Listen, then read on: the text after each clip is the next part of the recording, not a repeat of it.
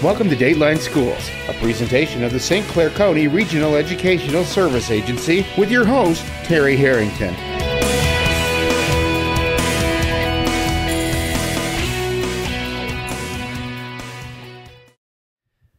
Well, it's October already, and that's a very important month for the kids here throughout St. Clair County, as our students will be taking their annual Michigan Educational Assessment Program test, better known as MEAP. So all this week on Dateline Schools, going to learn about the MEAP program with the Assistant Superintendent of Instruction here at the East China School District, Brenda Tenniswood. And Brenda, what is being tested and who's being assessed for this round of the MEAP test?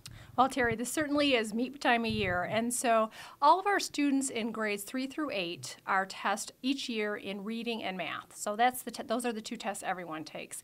Additionally, at 4th and 7th, the students take writing. 5th and 8th, the students are tested on science, and our 6th and our 9th graders are assessed on social studies. How many hours are involved in the MEAP testing for these kids? You know, the tests run over a course of 5 days, and each test is untimed, but typically anywhere between an hour and a half to 2.5 hours, depending on the complexity and the difficulty of the test. And I imagine that really plays some pretty big havoc with the schedules for the kids and for the teachers too.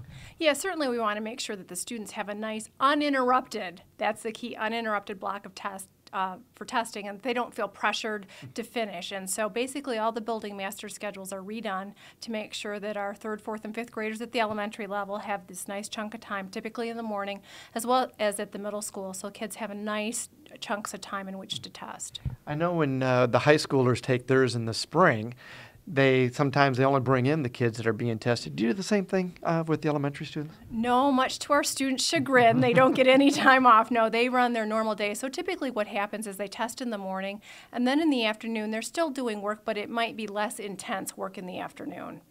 Are these the same tests that were given to the kids last year? Yes, they are. Typically what happens, the format stays the same. Some of the questions may change, so they're still testing the same standards, but the type of question may vary a little bit. We'll be back with more tomorrow. For Dateline Schools, I'm Terry Harrington.